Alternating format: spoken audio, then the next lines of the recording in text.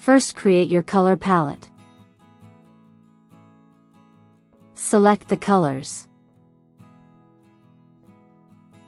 Open the Swatches panel.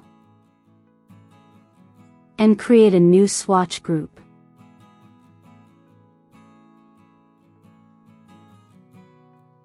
Select the new swatch group.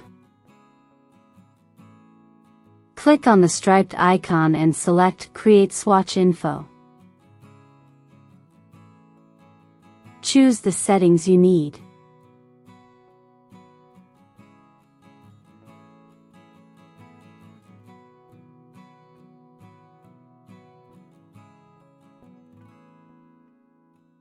And that's how you extract text values from color swatches.